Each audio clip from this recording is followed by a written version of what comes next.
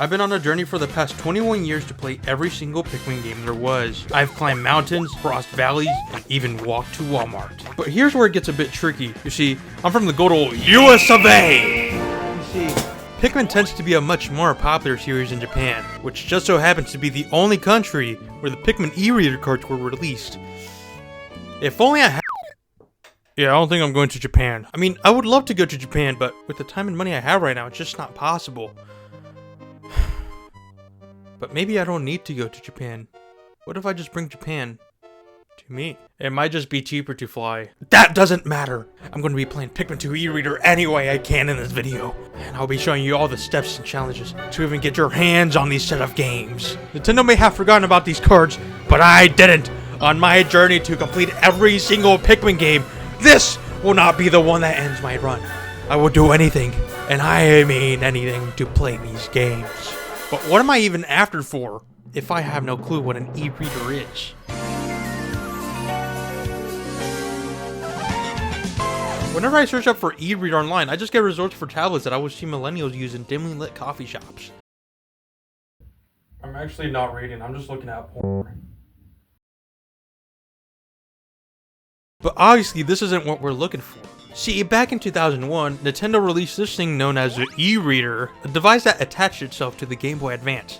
It was bulky and huge, and future versions did not fix this issue. Rather, they just made them compatible with the DS and Game Boy Advance SP. But regardless of which version you're using, they all had the same purpose. Scan a card and you get in-game features. Scanning the little barcode at the bottom of these cards will give you additional stuff in-game. Usually some levels, mini-games, or whatever else. Technically, these were some of the earliest forms of DLC Nintendo had done. Downloadable content now tends to use the internet to download whatever you want to download. But with the e-reader cards, you didn't really need the internet. The closest thing we have to the e-reader now are amiibos, which serve a pretty similar purpose. I mean, they're physical, you put them in your game, and you get some sort of reward out of it. Although amiibos now are a bit more successful than the e-reader since, we still get a few amiibos every now and then. But really, these are just for collectors who get more money from their weekly allowance than an actual job.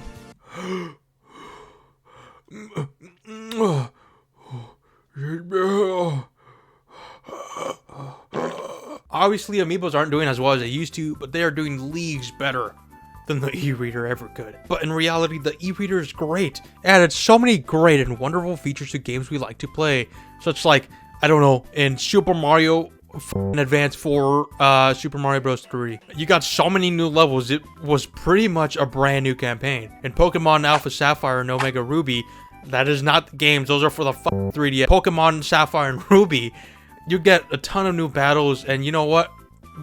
Berries. There was even air hockey. But let's be honest, none of us are here for those other games. We're only here for Pikmin. But if I want to play these Pikmin e-reader games, I need one of these. Small issue, they stopped producing these over 20 years ago. So I have two options.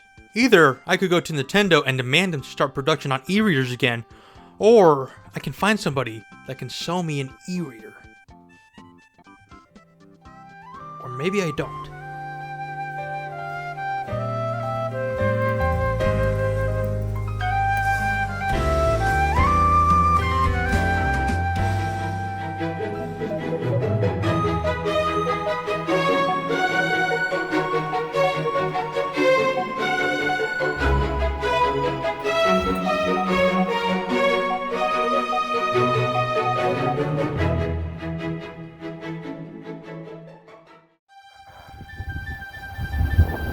What's a Pikmin e-reader card anyway?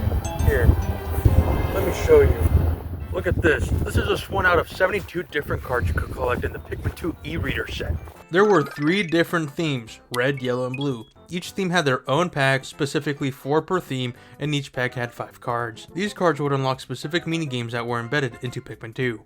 For example, let's take a look at this Greater Spotted Jelly Float card. See these numbers at the bottom? These will unlock minigames 40, 41, and 42, which are from the red category, which is a Plucking Pikmin minigame. But more on that later. Some of these cards do have a few errors within them. Like how both the Wogpole and the Shearwig are number 46. There's also no card number 57, which should have been taken by the Queen Candy Pop Bud, but that card is marked as number 49, which is the number that the Wogpole should have taken. Confusing stuff, I know. Regardless, these cards are very cool. This is also where we get to see the only ever render of the Ujidani, a creature in Pikmin 2 that only spawns on these specific days, and so on in the Wistful Wild. This creature isn't even in the actual Piclopedia, but it's great to see him here. So those are the 60 cards that came from packs, but what about the other 12? Well, those are promotional cards. These cards could unlock minigames in any category they wanted and then follow themes that the other Pikmin eReader cards established. Like these Candy Pop Buds were part of the White Pikmin promotional theme and they unlocked the first minigame in each theme. These cards would release in magazine issues or guidebooks. For example, the Famitsu Weekly issue 802 had an eReader card for the 10 pellet posies. They even had a binder just so you could collect all 72 cards in there. But I don't want to collect them all, I want to play them all.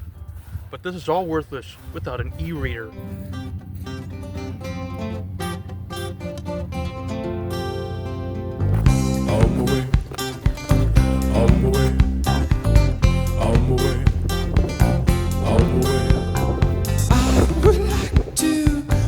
Out my hand, tell you to run. On my way, nobody say, nobody on. Well, pick me up with golden hand. Tell you to run. Bought it off eBay.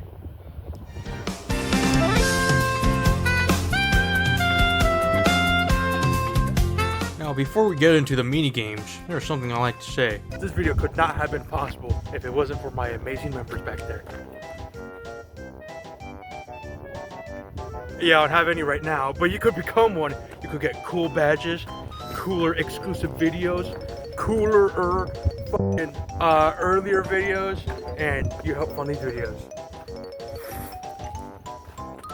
Okay, but what are the minigames you can actually play? Like I said earlier, these cards are split into 3 different themes, red, yellow, and blue. And just so it goes a lot smoother, let's begin with the red category, plucking Pikmin. Scanning any card that is, well, red, gives you access to this set of minigames. In plucking Pikmin, the player controls either Olimar or Louie and are tasked with plucking every single Pikmin from the ground.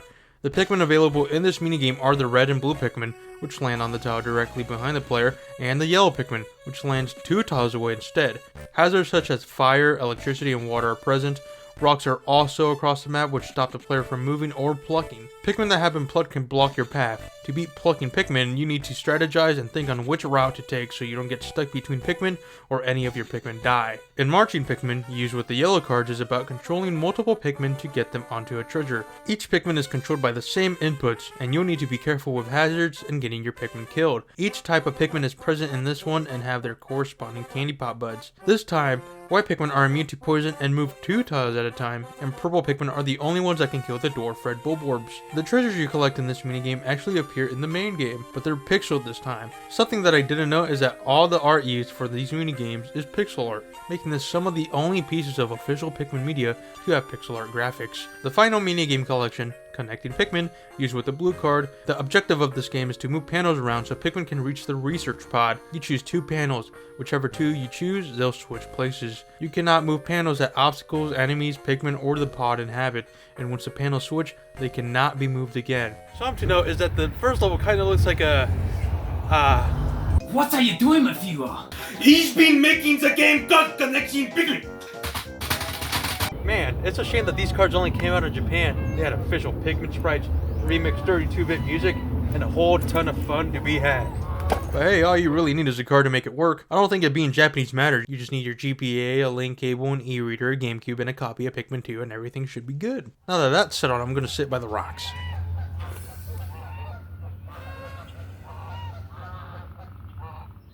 Wait a minute. Isn't Pikmin 2 eReader region locked? What? Yeah. Can't play unless you got eReader Plus and a Japanese GameCube. It's region locked.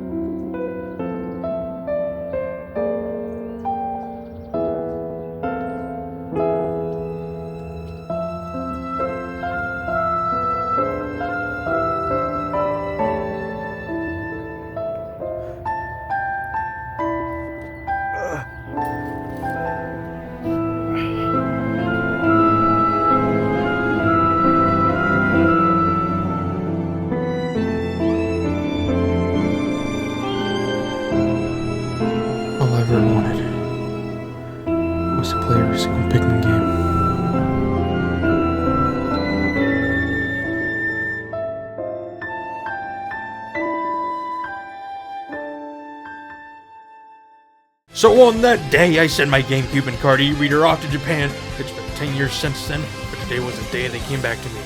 This time, as a Japanese citizen.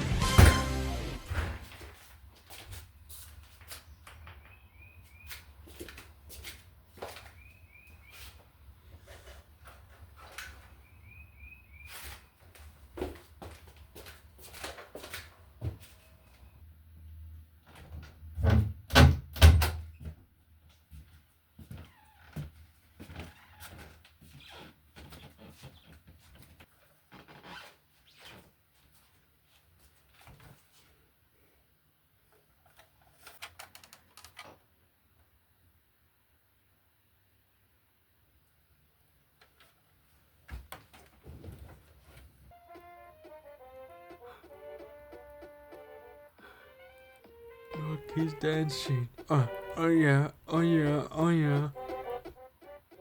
When I first played Pikmin back when I was a wee lad, I had no clue that this game even existed. But for Pikmin being a series that's been around for almost 25 years, it doesn't really get that many games. But I think that's what makes each game special. No Pikmin game is the same, and I think that's just why I appreciate it more. But if you want to check out Pikmin 2 eReader for yourself, check out Yamapaka's recreations of the Minigames on Scratch. Anyways, I hope you enjoyed. If you did, subscribe. Have a good day. And remember to never out Pikmin the hype.